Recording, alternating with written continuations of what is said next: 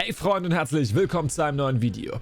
Das neue Update 1.3.2 kommt heute in gut 2 Stunden online und wird uns einiges mitbringen. Vor allen Dingen Spieleverbesserungen und die Vorbereitung auf die Discovery Tour. Was da alles im Detail drin ist, das erfahrt ihr heute im Video. Ihr seht ja, auf meinem Kanal dreht sich alles rund um Assassin's Creed Lore, Guides und natürlich auch die News. Heute zu den Patches nämlich. Wenn ihr da nichts mehr verpassen wollt, dann lohnt sich auf jeden Fall ein Abo für euch und auch für mich, denn damit würdet ihr mich supporten.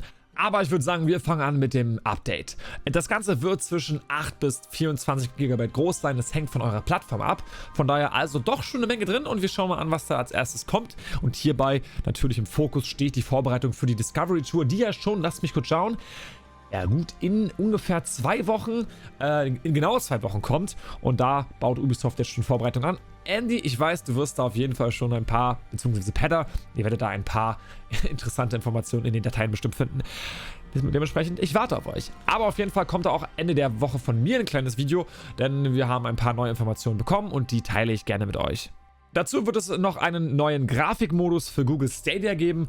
Ich muss sagen, ich habe das nie genutzt und werde es wahrscheinlich auch nie in meinem Leben nutzen. Nutzt ihr Stadia? Lasst es mich mal in den Kommentaren wissen, ja oder nein. Ich finde es irgendwie bisher noch ein bisschen überflüssig, aber für Leute, die sich jetzt nicht so einen Monster-PC leisten können oder wollen, ist das, glaube ich, eine coole Alternative. Im Allgemeinen wurden dann auch einige Dinge behoben, und zwar, dass zum Beispiel nach der Veröffentlichung von hinzugefügten Fertigkeitsknoten die Auswirkungen auf Eivors Werte sich nicht verändert haben. Das sollte jetzt wieder perfekt sein.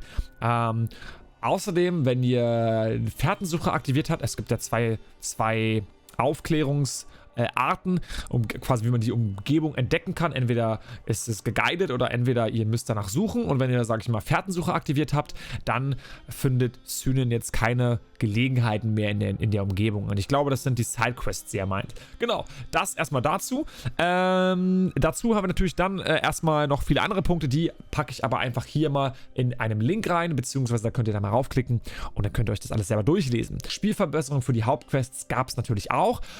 Es gab einige Probleme in der Belagerung von Paris, bei einigen Quests mit Toka zum Beispiel, oder dass Recades stecken blieb, wenn man in Schwester der Trauer ein Pferd am Höhleneingang abgestellt hat.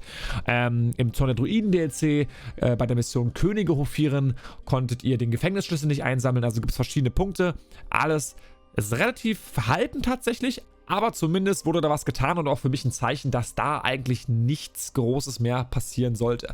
Wo es viele Bugs noch gab, war auf jeden Fall bei den River Raids, ja, und bei den Mastery Challenges. Da hoffe ich ja mal, dass da endlich mal was kommt und wir gucken mal morgen, ob da was wirklich da ist. Vielleicht hat ja die gute Dame in unserer Siedlung etwas Neues für uns. Wer es als erstes herausfindet, der kriegt einen Keks von mir, also schreibt es mir in die Kommentare oder per Instagram. Und übrigens, Freunde, ich habe auch einen Discord, dementsprechend checkt doch mal die Beschreibung ab. Da habe ich einen Link reingepackt zu meinem Discord-Channel, könnt ihr einfach rein und dann können wir uns gemeinsam über Assassin's Creed unterhalten, aber auch über andere Spiele oder über Gott und die Welt. Also kommt gerne rein und lasst uns ein bisschen unterhalten. Auf jeden Fall wurden viele Dinge bei den River Raids und Mastery Challenges verbessert. Unter anderem gab es in der Prüfung des Wolfes in Venlokan ein Problem, dass, wenn NPCs durch Explosionen gestorben sind, dass es keine Punkte gab dafür.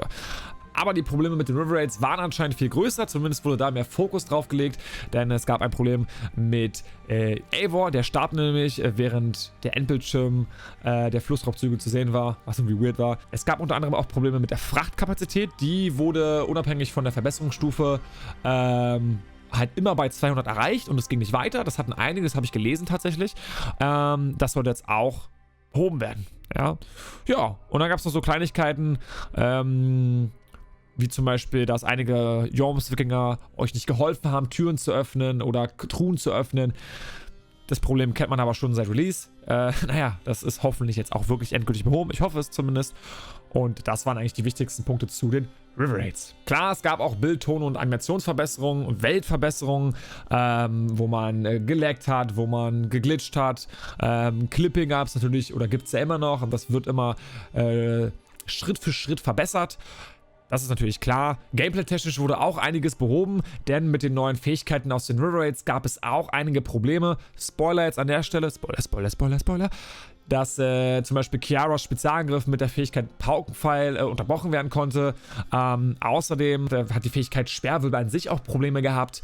die Belagerung von Paris, die fränkischen Händler haben die gleichen Tattoos verkauft, die man vorher schon eigentlich gekauft hatte. Ja, da gab es auf jeden Fall einige Dinge. Der zielgenaue Axtwurf, ja auch eine Fähigkeit aus dem Mirror Raid, hat die gegnerische Schwachstelle nicht wie geplant halt wirklich verletzt. Also das ist ein bisschen weird, das ist schade eigentlich, weil das ist wirklich die Killerfähigkeit. Holt sie euch, Leute. Und das, ja, ist es eigentlich. Ne? Da gab es noch ein paar andere, das beim Absteigen von einem Reittier im Wasser es so aussah, als würde Eivor aus großer Höhe fallen. Auch interessant. Der hat wahrscheinlich Angst vor Wasser. Naja, und dann natürlich das HUD wurde verändert. Da wurden Probleme behoben und im System. Und die Leistung und Stabilität wurde wie immer verbessert. Und das, meine Freunde, das war tatsächlich das Update 1.3.2. Ich bin gespannt. Ja, denn es geht nämlich schon in 5 Wochen bestimmt weiter mit der Season 4. Ich freue mich wirklich mega drauf. Auf meinem Kanal werden wir das Ganze natürlich auch streamen, wenn das Ganze rauskommt. Ich versuche jetzt wieder aktiver zu sein auf Twitch. Deswegen checkt mal meine Beschreibungen ab. Da haben wir Twitch, Discord. Lohnt sich auf jeden Fall vorbeizuschauen. Und Freunde, das war's mit dem Update. Ich hoffe, es hat euch gefallen. Wenn ihr mich supporten wollt, würde ich mich mega über einen Dränger-Daumen nach oben freuen, wenn ihr mich supporten wollt. Und natürlich, ich weiß ja, ihr habt den Abo-Knopf hier unten schon gedrückt und die Glocke habt ihr auch schon aktiviert. Ja, Eivor, was soll ich sagen? Die haben die Glocke mal wieder aktiviert. Danke euch. Was? Höre ich da die Glocke? Nice. Jetzt heißt es für euch abwarten und Met trinken. Auf dass wir uns im nächsten Video wiedersehen. Bis dahin, euer Eivor.